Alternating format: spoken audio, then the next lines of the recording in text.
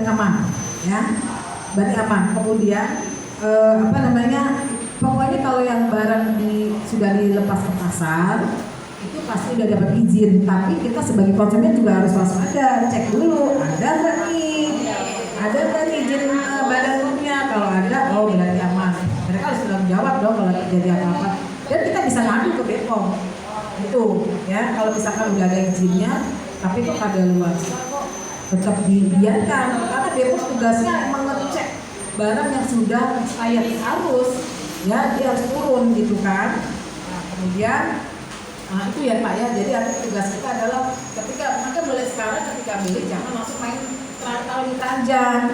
Begitu beli baca dulu nih expirednya. Kalau harga udah pasti itu deh harga expirednya. Kemudian ada nggak?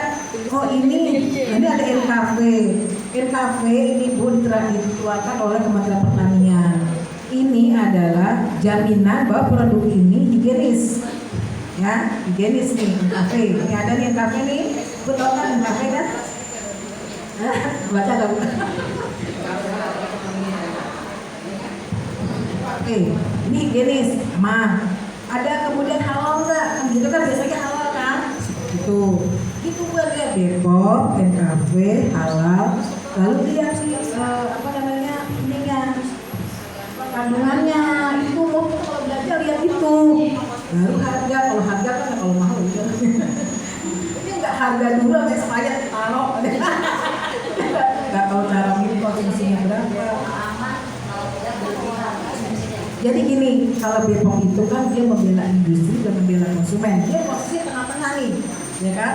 Industri kan harus dibela sama dia. Artinya kita yang harus mawas diri, artinya oh ya, BPOM sudah mengeluarkan, oh ya, kamu industri bebas, kamu udah bisa berizin karena sudah sesuai dengan standar.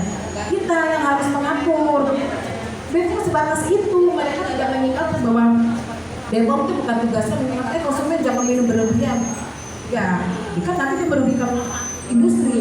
Kita yang harus sadar bahwa nanti juga ada tugas YLKI memberi kesadaran kepada masyarakat bahwa Bu, kita nggak melarang kok, tapi tolong ingat kesehatan kita. Caranya dengan apa yang tadi saya sebutkan tadi, gitu ya, membatasi itu aja. Nah, kita juga nggak boleh menghalangi rezeki orang, ya kan? Ekonomi kan, masa kemudian mereka nggak boleh beredar, terus kita minum apa, makan apa, tuh. Kenapa? Teh, iya. Apalagi kalau anak-anak ya, anak muda itu korban iklan. Coba, begitu di TV ini minuman ini bagus buat gaya hidup.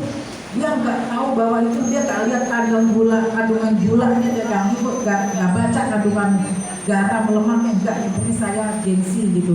Itu anak muda gitu. Jadi artinya kita tidak melarang pelaku usaha untuk berjualan karena itu adalah faktor ekonomi dan mereka harus hidup, itu kan. Dan akan membantu ekonomi Indonesia juga, tapi kita sebagai konsumen juga harus teliti gitu. Kita tidak menghalangi orang berjualan, tapi kita juga harus membatasi diri kita. Itu ya, itu sih sebenarnya perlindungan bagi diri kita sendiri. Jadi itu Pak, yang BPOM itu tugasnya memang, apalagi lebaran, itu mereka harus turun ke pasar. BPOM itu harus sidak. Itu dia harus sidak untuk melihat barang-barang yang sudah kadaluarsa. Itu kan sering kan di TV kan ada badan, karena memang tugas BPOM memang begitu. Itu harus turun ke pasar-pasar untuk menarik barang-barang. Dan bisa juga dari kita loh, kita sebagai konsumen, ya, konsumen ini kan mempunyai fungsi, ya kan, yaitu sebagai defender. Dia menentukan, itu kan kalau belanja kan, saya nggak mau ini kadar gula ini, saya nggak mau, saya cari yang sugar ya, gula rendah. Itu kita sebagai konsumen menentukan.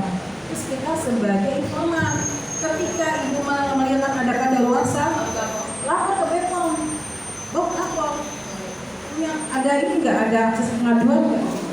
Kalau nggak ada akses pengaduan, lapor ke YLKI. Ya, kalau ada barang kadaluarsa kemudian tidak ada akses, harusnya ibu kan langsung kan ke BPOM, nih saya menemukan barang kadaluarsa, buktinya jangan dihilangkan ya. Laporin, karena mereka tugas mereka juga harus menerima pengaduan itu. Tapi kalau ternyata tidak ada akses pengaduan, nah pakai YLKI boleh. Nanti YLKI akan yang menegur BPOM kenapa tidak mencantumkan akses pengaduan. Ini penting, gitu kan? Artinya kalau yang industri membuat ini tidak mencantumkan akses pengaduan, berarti lolos dari BPOM dong. Kan BPOM kan memberi izin edar harusnya semua lengkap. Itu Pak ya. Oke, cukup Pak. Apa ada lagi? Cukup jelas. Oh iya, oke. Bir peletok iya Pak, bir peletok saya juga suka bir peletok karena ramuan. Tapi kita aduk gulanya jangan dicampur gitu. Saya juga senang bir peletok. Jadi bir peletok itu bagus, minuman bagus. Namun kan juga ada namanya itu kan minuman siap saji ya di peletok ya. Nah, siap saji itu kan pasti ya ada batas berapa masa boleh simpan seharian, jadi kan nggak mungkin kan?